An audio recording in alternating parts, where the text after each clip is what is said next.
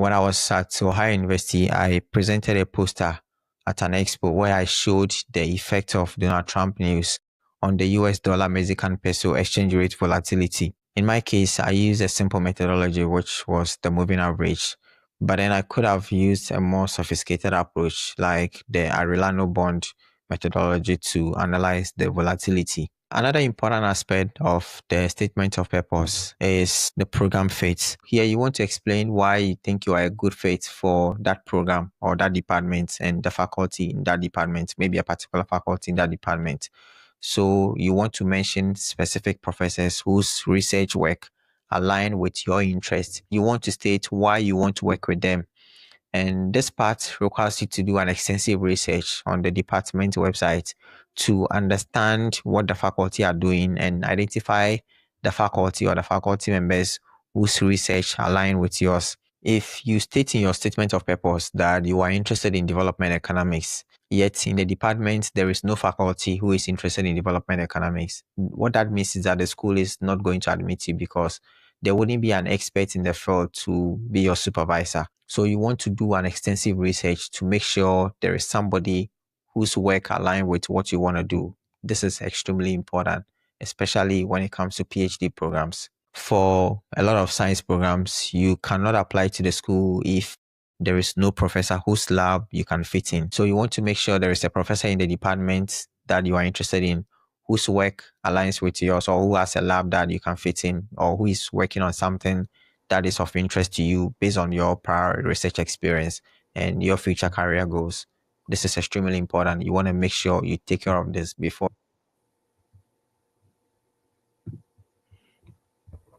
Hi guys, welcome to today's live session.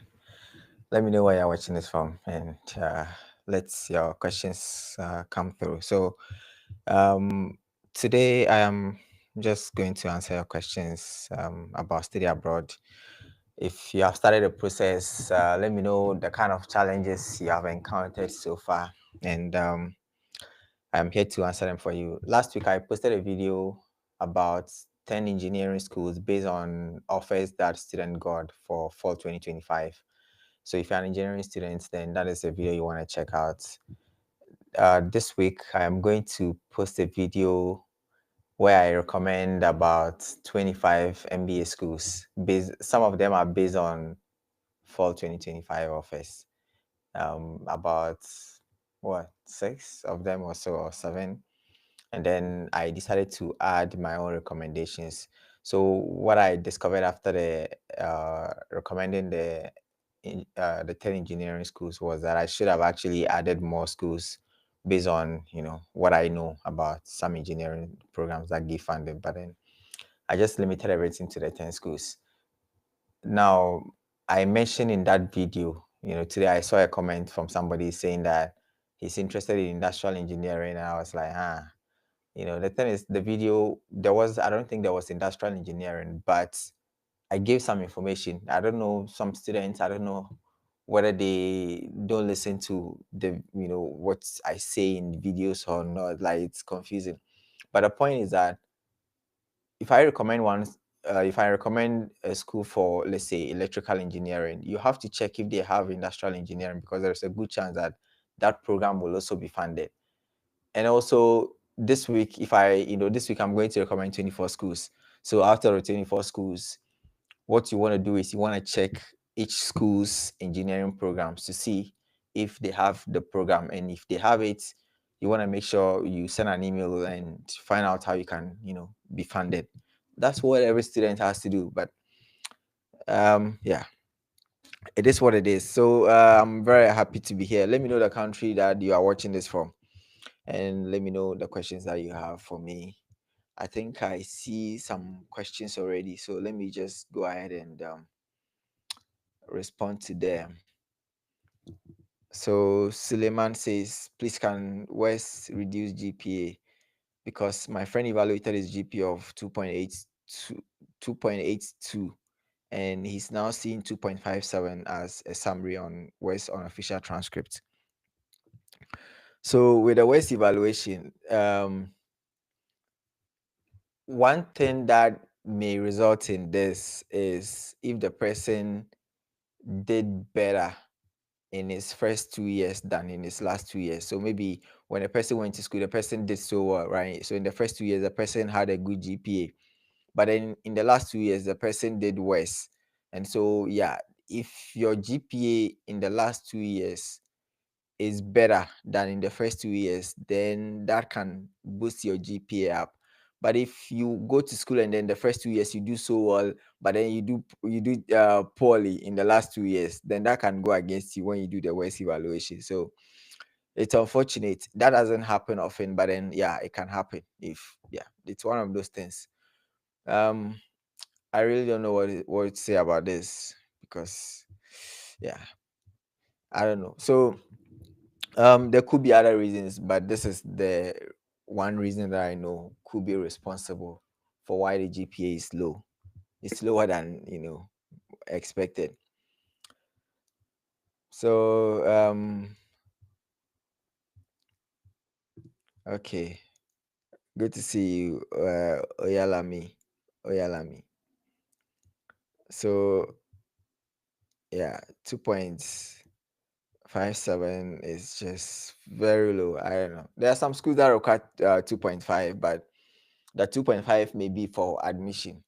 And for your 2.5 to get you funding, it means that you have to show other things, maybe if you take the GRA and you do well, if you've been doing some community work, if you've been doing some projects, some certifications, work experience, right? All of these things can help even if you have a low GPA, but it's not easy. Okay.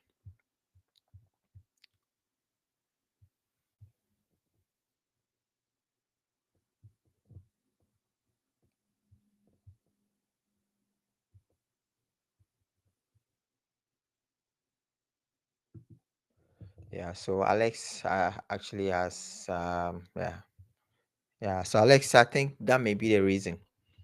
But I don't know. I don't know. Maybe if I see the transcript, then I can maybe try to make sense out of it. But I don't know. And also, this is not official. It's not a final one, right? It's still unofficial. So you may want to wait for the final one. Maybe it could be different. I cannot really say. If you want, you can also try other companies, but then you don't want to pay and then end up with something which is the same, right, or lower. Then it's like waste of money. The worst one, you could have actually done the free one to see where the final one will be before paying for it. That with West you have that option, so you'll be fine. Okay, this is life. Sometimes there will be setbacks, but you'll be okay. So Rosalind, good to see you. Okay, Rosalind from Ghana. Kelechi, what does a positive or go ahead response to cold email sound like? So it depends. It's difficult to tell. Let's say it depends on what your cold email is also about, right? What did you want to find out? Is it about the application requirements? If you send a cold email about application requirements and then they send it to you, then that is a good email, right? That is a good response if they respond to your question. The thing is, also, let's say you ask for funding, the kind of funding they have, they can tell you that we offer graduate assistantship and stuff like that. Then that is also a good response. But in that case, you may want to reach out to find out from current students. Maybe they can give you the exact information about the finances when it comes to assistantship. That is always helpful. But then if you send an email and then you want to know whether you can get into the program, the school is not going to tell you. You are not, nobody is going to tell you that, oh, this GPA is good, you can get into the program. No, they will not tell you like that. They will not make it clear like that. They, like direct that, oh, we, they'll probably just say we'll consider it, or they can give you some information that the minimum they require. So let's say your GPA is 2.8, they can tell you, oh, the minimum they require to get into the program is 3.0. And they can tell you your background looks good, but then they cannot tell you whether you are going to get admission or not, because it doesn't work like that. You are going to compete with a lot of people. And so even if you have a GPA of 3.8 and then you compete with 10 people who have 3.8 as well, then what makes you think you deserve it more than them, right? So then other things have to stand out. So it is not straightforward. Department cannot really tell you, whether you are going to get into it or not. So I don't know what you mean by positive response, right? It's difficult, but if you ask them for ABC and then they respond that, oh, we have it, or uh, this is a requirement and stuff like that, or you need to get an advisor or a supervisor, then that is a response, right? A lot of times, if the program has stated all the requirements to get into the program, you don't have to send a cold email to anybody. But yeah, if you want to build a rapport or something, then you can go ahead. The point is, if you send a cold email and you don't get any response, so long as everything that you need is on the website, you can go ahead and apply if you think you can submit a good application. So I hope that answers your question. So hi Coco, how is everything? Alex says, hi Shai, today I'm really surprised. Is it true that there is a new policy that requires you to return back to Ghana before you can apply to a different program in the States? So the thing is that you guys are worried about proposals, things which have been proposed, but they haven't been signed into a law, yet. So there are so many things going on, and for me, I don't pay attention to any of these things because even if you pay attention to them, there is nothing you can do. So if they make a law about something that, oh, international students, you have to go back after your program or something, then you can now start thinking about what to do next. But the point is, nothing has happened yet. These are proposals. You guys worry too much about things that, if you are in trouble, then you can worry about what the situation you are in. But if something hasn't happened yet, you really don't have to worry about it because there is a good chance it may not happen. Most of the time, the things that we think about, they don't even happen. So you don't have to worry about things which haven't happened yet, and then you go to sleep and you lose sleep, or you decide not to come to the US. No, you just want to believe that everything will be fine. And I don't know if you are even in the US already. If you are not in the US already, then you don't even have to think about this at all, right? So yeah, I don't really know whether they will happen or not. And the thing is, this government, it's not going to stay in power forever. So there's a good chance that the new government may do things differently. So you just never know. Let's say you come next year, and then by the time you finish your program, there is a new government that tries to reverse everything. Then it's like, yeah. So you just don't know, right? Life is very complicated, and if you have to go to your home country, it is life. And the thing is, you just don't know where you can succeed. Sometimes you just don't know. Maybe you are supposed to come here, get the skills, go back, and then do something with those skills in your home country. You just never know. There is nothing like, oh, once I come to the US, my life changes forever, and I'm going to be rich. I'm going to be no. It doesn't work like that. There are a lot of people who are US citizens who you are going to see begging when you go to the big cities, right? You are going to see a lot of beggars in like Chicago, Atlanta, and all of that. So you just don't know. Life is more complicated than that.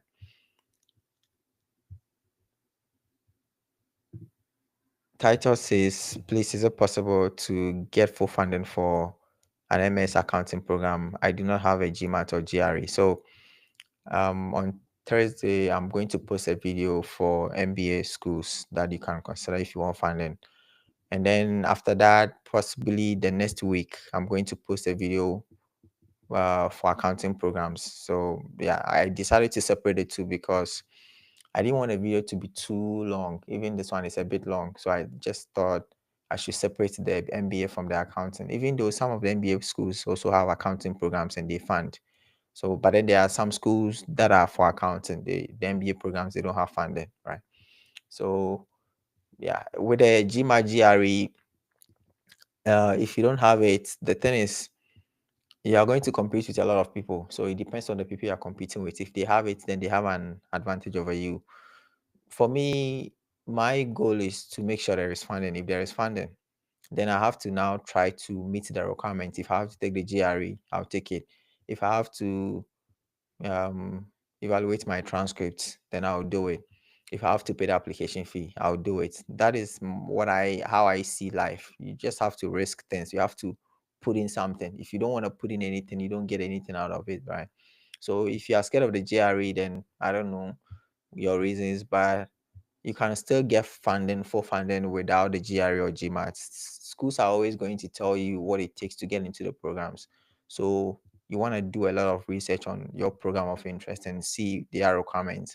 If a lot of them are requiring it, then you probably want to take it. If a lot of them are not requiring it, then fine, you can go ahead. It also depends on your GPA. Some of them, they will waive the GRE, GMAT depending on your GPA, but sometimes it's also more than that because you're competing with other people. When it comes to business programs, a lot of schools don't have funding, and so the few that have funding, you want to stand out, right? You want to, have solid application materials.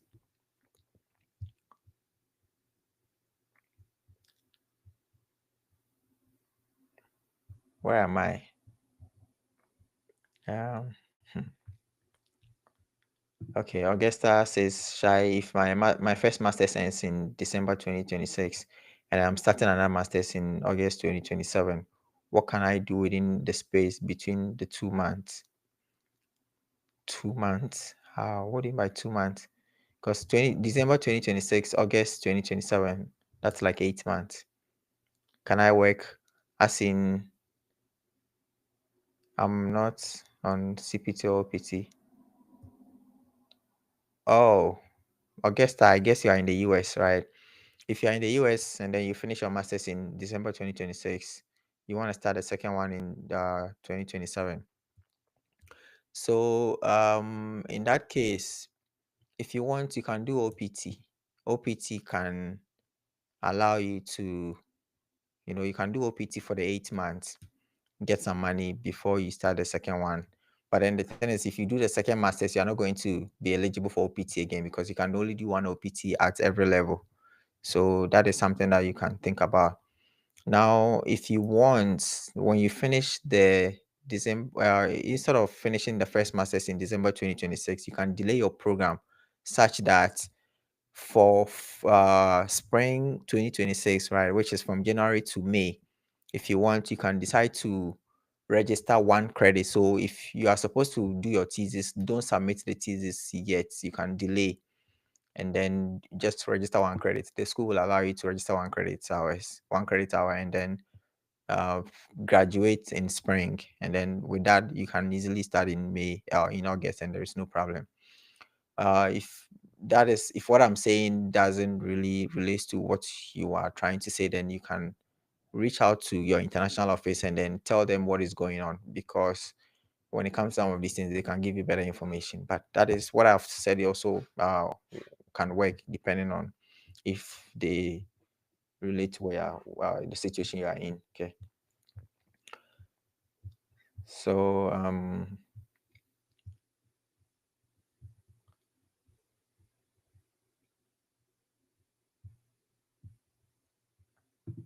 So Suleiman says, so if you write GRE, can he apply to computer science program?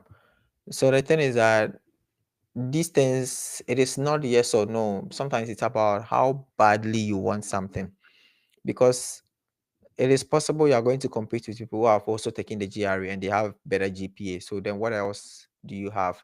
Have you done a lot of things in computer science? Do you know how to code very well? Have you built some projects and stuff? Have you done some projects, built some apps? Those are things that are going to make you stand out. And computer science itself, getting funding is not easy, if I'll be honest with you. There are not many schools that give funding when it comes to computer science masters. For PhD, I think there are a few more. So it takes a lot.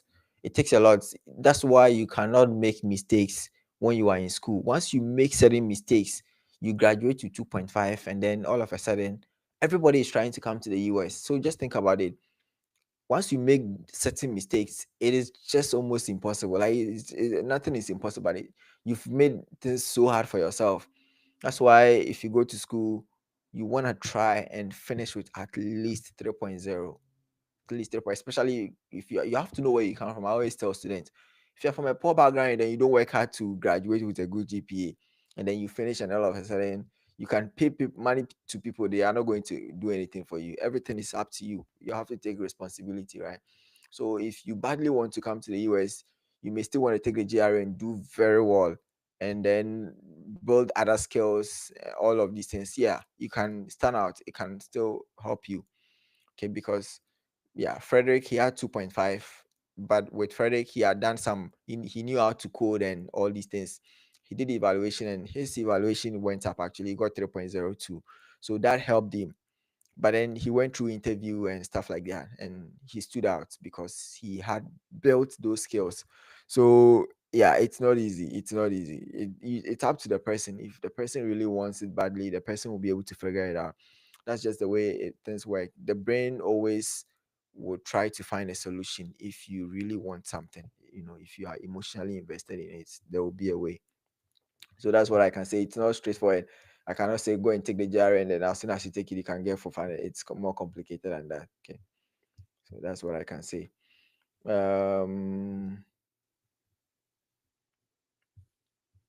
Yeah, let me probably read these things. So the comments, it's taking me a bit more time because I always have to go up as soon as somebody sends in a comment. So I'm going to view the comments on YouTube, which means that I'm not able to show it on the screen because with YouTube I can easily see what is going on here. Okay. Let's see.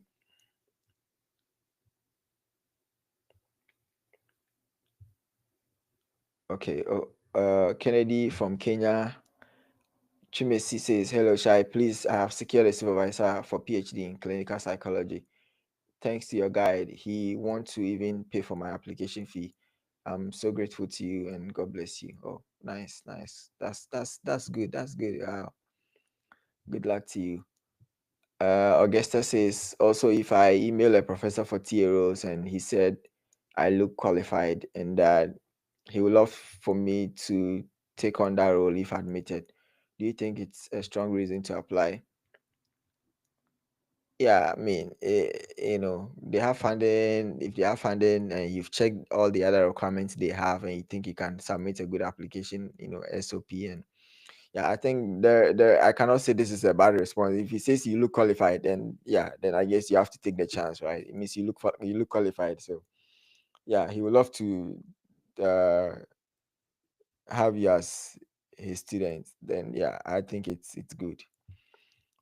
Kennedy says, "Hi Shai, can you talk about the professional goal statements? I watched your video on the SOP and personal statements, but I haven't gotten any much clarity. In my opinion, when it comes to goal statement or professional goal statement, it is just like the SOP, but it is for business people, not like business, but professional programs. So let's say you're coming to study PhD in business administration or PhD in law. Those professional programs, they require you to write SOP, but then that SOP is more like what are your goals after the program. So instead of your research, it's about your goals. What are you hoping to do with the PhD program, with the PhD degree? So that's how I understand goal statements. And with distance, you want to check the school's websites for instructions. They will always tell you what they want to see in your goal statement, and you can also send an email to the coordinator, that you want information about what are you required to put in your goal statements. There, they can give you information. So that is my recommendation. Abraham says, I finished my bachelor's degree in 2013 in industrial arts, textile major, second class lower.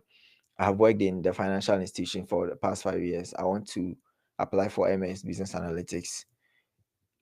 I want to write GRE next month and do WES evaluation. Do I stand a chance in getting admission to do MS Business Analytics since my background is different? With the fact that you've been working, you have work experience in finance, yeah, you can still get funding. But the thing is, business analytics itself, people don't get funding like that. There are not really many schools that give funding when it comes to business analytics. Some MBA programs with a focus on business analytics, yeah, they can fund you. But business analytics on its own, not many schools will give you funding. So for me, if I were you, yeah, the thing is, you've not also been doing working in the textile. Yeah, sometimes I wish people will pay attention to some of these things. When you are switching like this, you make things more difficult for yourself.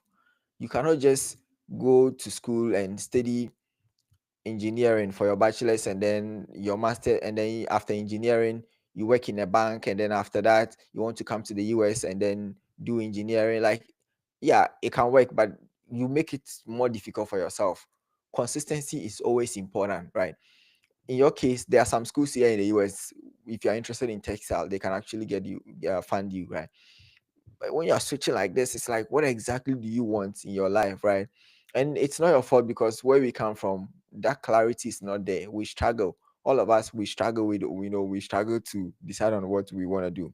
But I wish this information will get to people, will get to people who are currently in school or who are about to go to the universities, so that they can think about these things very well. What are you really passionate about?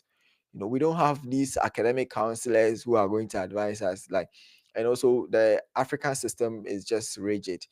They don't allow you to choose your own major. So when I went to school, they gave me geography, economics, and sociology.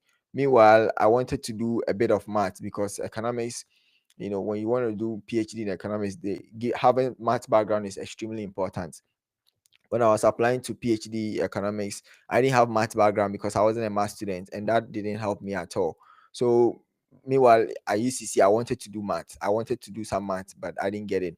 I was given sociology, geography, which are not related to the economics I wanted to do. These are not related at all, right? So the system is not good. The way here in the US, you can be admitted to do psychology. When you come to school, you can decide to stop psychology and do something else. They have all the flexibility. You change your major after your first year, because they give you the first year to look at what is there and whether you can fit in or not, to be able to, and they have counselors for you who are going to give you advice and look at your potential. In Ghana, it is not like that. So it's like you don't know, even know what you are doing. You are giving something you don't want. You choose, they will tell you, so University of Cape Coast, they will tell you to choose social science. Let's say you want to do economics, you cannot just choose economics, you choose social science, and then they will decide the kind of social science you should do and the kind of combinations. And you cannot, all you can do is drop one out of three. So then I ended up with economics and sociology. Economics and sociology, they are two different things. So the system doesn't help us, especially when we come to the US. But yeah, you can, because you've been working in the financial sector, you can still, the schools, they care about it, they care a lot about the work experience. My only concern is the business analytics itself, because you might not get funding unless it's an MBA with specialization in business analytics. You can try it out and see, some of these things. I really cannot tell, right? Hold on, let me turn on my light. I forgot to turn on my light. I think the light is always better. Okay, so now let me go to the comment section again. I think I'm still facing the same issue here on YouTube because of the comments that keep coming. Okay, where am I? MFA says, is it a good advice to take a blended MBA, part online and part there? What is your take? So I don't know what you mean by a blended MBA, part online, part. So for some schools, the program is structured in a way that you do a lot of the courses online. So you come on campus, you can be in your own apartment, but you only go to campus maybe once every 2 weeks for certain campus stuff. But most of the things are done online. Then that is good. The goal is what is going to fund you. That's the thing. So the focus is funding. If you can do part online, part on campus, and they are going to fund you, then why not? You should go ahead and do it. So it's about the funding. Whatever is going to give you funding, right? That is what you focus on. So I'm not too sure exactly what you mean. So Leslie's here. Leslie, good to see you. Augusta says, when do schools usually make funding decisions for graduate assistantships for spring semester? Every school is different. For some schools, they may make it in November. Some schools, they may make it in September. So it depends. But then by December, you should have the funding decision so that you can process your visa and come in January, because the spring is going to start in the middle of January. So you want to get your visa approved on time and come. But every school is different. So yeah. Augusta, oh no, Minor says, with second class undergraduate in education, masters in project management, is one eligible to apply and get funding for a second master's? Of course, yes. I think your background is good. Second class is good. Second class, Well, you didn't tell me second class whether it's upper or lower, but second class upper is much better. Second class upper means 3.0 to 3.5 out of 4.0. Yeah, that's good. I don't know if that's the case, but yeah, you can be funded. Osborne says, "Hi Shai, my university offered me a graduate assistantship of 50% tuition waiver, bi-weekly stipend, and health insurance coverage, and that's the only offer I had. Should I consider, please?" So this question is not clear. So 50% tuition waiver, what is the remaining tuition waiver? I don't know the amount. It's not about percentages. I tell students, people do percentages. It's not about percentages. It's about the amount itself when it comes to covering your deficit. So you have to know if the remaining tuition is $5,000, yeah, then that's cool, right? So it depends on the remaining tuition, and also it also depends on the stipend amount, how much the stipend amounts in relation to um the tuition the tuition deficit, right? If the stipend can cover the tuition deficit, then it means your funding is more like a full tuition waiver. So it depends. These are not, you have to give me figures. Alex, your boss says, please consider AI in education, data analytics in your next school, please. So it doesn't work like that. It's about what majority want. So then we go from majority to minority. That's just the way it is. And the program you want to study, you want to be very careful. I've never seen anything like AI in education, so I don't know how that works. Maybe education on its own, and then there is AI component. You guys, you have to be very careful about the kind of schools you want to study, the kind of programs you want to study. Maybe you want to study education, but then with a specialization in AI. But when you say AI in education, I'm not too sure. And data analytics, I've already given you information about that. That when it comes to funding, it's not straightforward like that. It's data science, data analytics. These programs, yeah, the funding is not. If you find a data science program in the statistics department, then they can fund you, because for statistics they fund a lot. So some statistics department, they may have data science under the same department, then in that case you can be funded. So that is something you want to consider.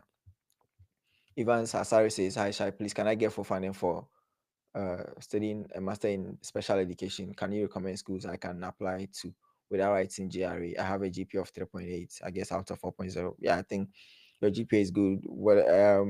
Whatever education, masters in education, I think there should be schools in special education, that there should be master education programs that fund. So that shouldn't be difficult. I think that shouldn't be difficult. I plan to make a video where I recommend schools for higher education, and I may recommend a lot of schools, maybe 20 or something, or maybe more. So when I recommend those schools, you can check their special education programs. I'm sure there should be funding for special education. And with your GPA, I think that should be very helpful. Movid says, can you give universities with full funding for masters in mathematics? Yeah, that is something I will look at in my future videos. But mathematics, almost every school will give you funding, because with mathematics, you are coming to be a TA. So if there is one program where there is a lot of funding, it is mathematics. But also there is also competition. But yeah, mathematics, a lot of funding. Tope says, I want to know if age or study gap has anything to do with getting funding. I'm not too sure age has anything to do with. It's about if it's about your preparedness. Sometimes if you are too old, I think if you are too old, then they may want you to have the GRE. The GRE can help show that a more recent GRE can help to show that you are ready for the rigors of graduate studies. Because if you've been out of school for so long, what shows that you can cope when they give you the funding? So then some GRE, GMAT, those things can prove that you are ready for graduate studies. David says, Shai, kindly, I am looking for funding in MS Finance or MS Accounting. How can you advise or guide me? I did BBM in finance. Yeah, I don't know the kind of advice. The study at my channel, there are a lot of study abroad videos that will tell you everything that you need to know about everything, application materials, all the things you need to know. So you want to check those videos out. With regards to the schools, I mentioned at the beginning that I'm going to recommend schools for accounting next week, and um the schools that I will recommend for MBA this week and then accounting next week, you want to check their finance programs as well, okay?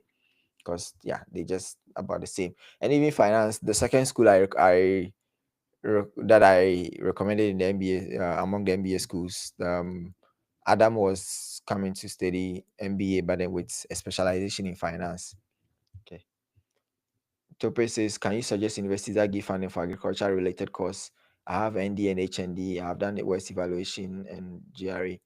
Yeah, agriculture related. I may make a video for those interested in agriculture economics. I'm not too sure about agriculture itself, but yeah, the thing is, all the schools that I'm recommending, or you have work to do. You have to check the agriculture programs. It's really that simple, right? So if I recommend 10 schools for MBA, you want to check every single one of the schools for their agriculture programs. That's how it is, right? So hi, Emmanuel. So Sharon sent a message, but I can't see it. YouTube has hidden the message. Sometimes I don't know, these things happen. Apostle says, I got admission into Middle Tennessee State University to study masters in professional science with actuarial science concentration with a merit with 12,000 merit scholarship and a deficit of $24,000, $24,500. Do I stand a chance of getting your visa? I mean, the thing is, can you fund yourself? Do you have the money? Because the program itself, did you check for the funding? You could have checked for the funding that they have. If the school says they only give scholarships, I will not apply to a school that says they give scholarships. If I'm coming to do masters or PhD, and then the school tells me they give scholarships, I'm not likely to apply to the school unless I have a lot more information about the kind of scholarships. Because masters, PhD scholarships, you don't need scholarships. Scholarships are not good enough. They're going to give you small money, it's 10,000, 15,000, and then you're going to have a lot of deficit.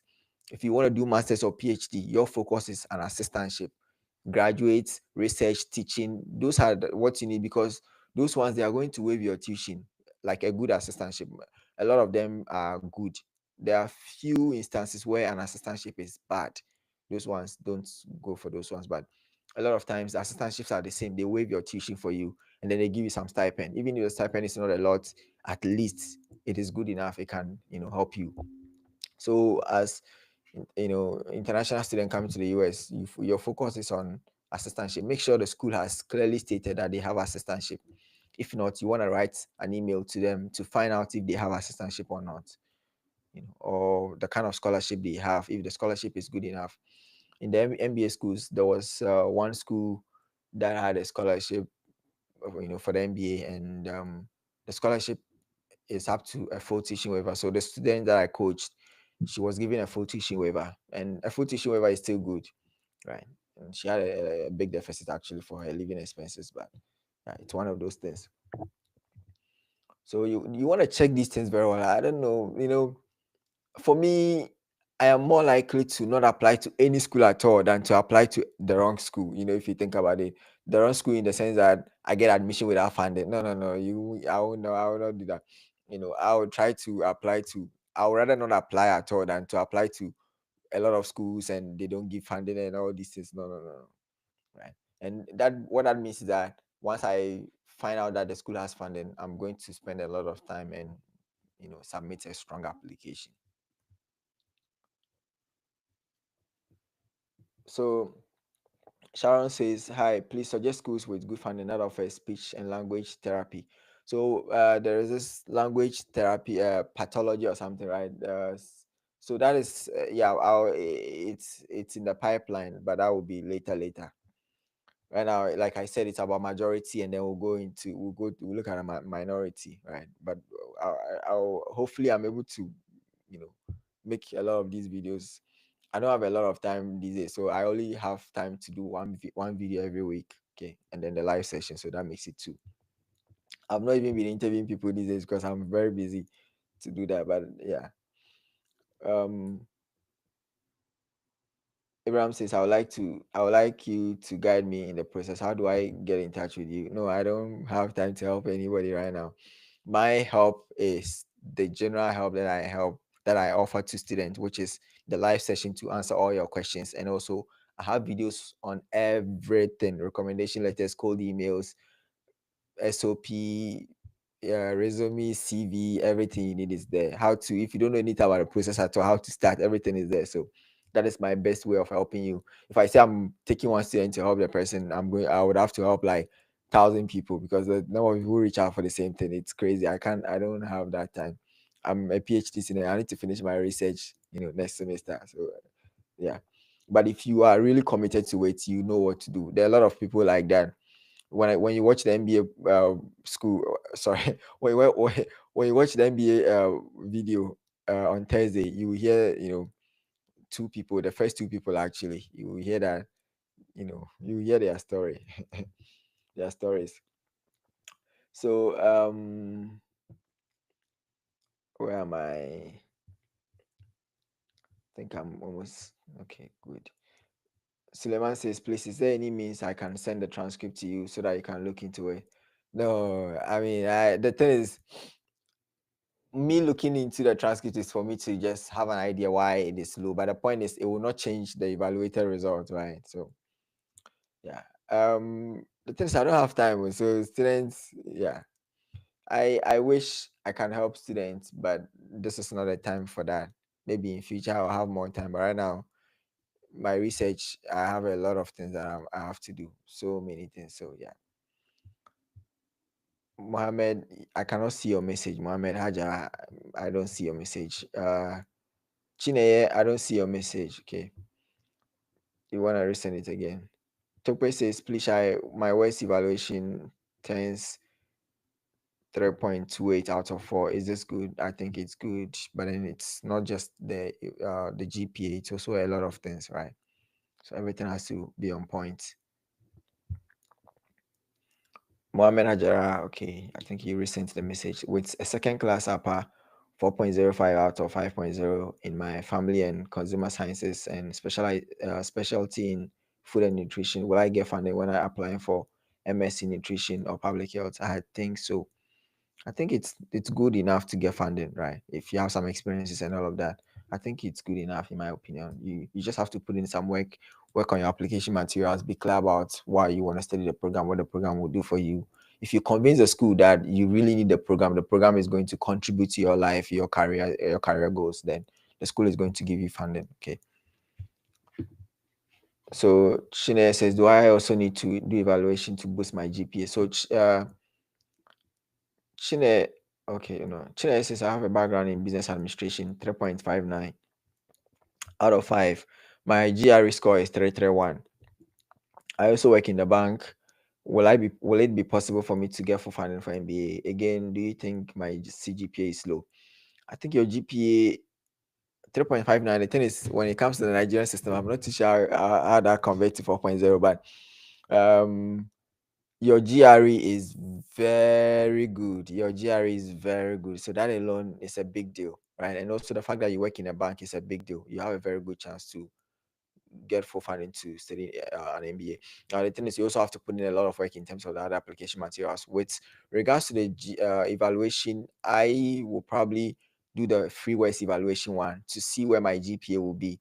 If it's worth it, then I'll go ahead. And there are some schools too that will still require evaluation. So evaluation is always helpful. It gives you a bigger pool so that you can apply to a lot more schools. Okay. But evaluation is always helpful. AI consult is concerning my speech and language pathology and other allied health professions. What I've noticed is that they rarely give funding. That's the truth, unless the school has other department funding. Well, the thing is, student will tell me, "Oh, I haven't. I'm interested in this program. I don't. I've been looking. They don't have funding, and I don't have. I need funding, and most of them they don't have funding. But the thing is that how many schools have you actually looked at? Have you looked at 100 schools? If you've not really looked at least 100 schools, you cannot tell me that the program doesn't have funding. Because speech and language pathology, I may make a video about that as well. I may recommend maybe 10 schools or something. So the thing is, if you've not checked over 100 schools, how can you tell me that they don't have funding? No, you can't tell me that, right? But every program, in my opinion, every program, there's a good chance you can get funded. Every program, almost every program, maybe every program possibly. Let me just look at the last one and then we call it a day. Evans, so the last one I can show that one. Evans says, Evans, my name is not she, okay? I'm not, my name is not. So he said, your brother is thinking of taking writing SAT. He's 27 years old. Does he have a chance to get a visa with his age after applying to schools, even if he gets a full scholarship? This thing, it depends. So, because what has he been doing since he completed high school, right? I don't know. When it comes to undergraduates, I have coached, several undergraduate students with study gaps and they were approved. And when it comes to study gaps, it can be very complicated. But when you have full funding, it always takes care of so many things. Full funding alone, it's like the visa officer respects you when you have full funding, right? In a way, but that doesn't guarantee your visa approval. I don't know what the person wants to do. The thing is, normally, if you are old and you are coming to do masters or PhD, there is no problem with the visa, because yes, you finish your bachelor's degree and you've been doing some work.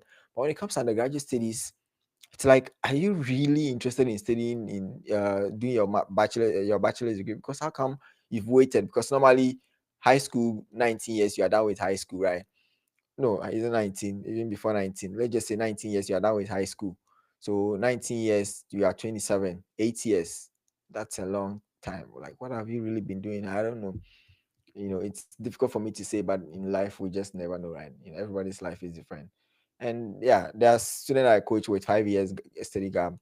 Um, Morehouse College, when I made undergraduate studies, undergraduate schools. Michael, he had 5 years study gap. There was Prince, Livingston College. I think Prince also had like 5 years or so. And then there was Clifford, also Livingston College. I think he also 5 years. And then Matthew, the first school, Colgate University. I think Matthew maybe 3 years. He's not. I don't think he was up to 5 years. I think maybe 3 years. So yeah, these undergraduate students, they had study gaps, but I don't know. I don't know. It depends, right? It depends. If you have for fun, it always helps, right? But hopefully everything goes well for the person. Sometimes in a situation like this, you may want to go to school and like go to the university in your home country, finish, and then get a good GPA and come and do masters easily. But everybody know what they want. So Mohammed, yeah, you're welcome. It was nice meeting you here. Normally, I this is supposed to be 30 minutes. Today is the first time we've actually gone over 40 minutes, so that's interesting. So Chine, yeah, you're welcome. So yeah, thanks so much and for your time, and I really appreciate all of you, and I hope everything works out well, and I hope you guys get funding. Leslie, some of you know Leslie. Leslie has been on this live session. He's always asking questions and also joining and all of that. And Leslie is in the US. He came this fall, and he put in so much work, and he's here now, and you know I spoke with Leslie this week actually. Leslie, should I tell her? So Leslie, the program was stressing him out a little bit, and he wanted to talk. So yeah, you guys are. I wish you guys the best, and I hope everything goes well. So I'll see you next week. You can look forward to my MBA schools on Thursday. I'm thinking of posting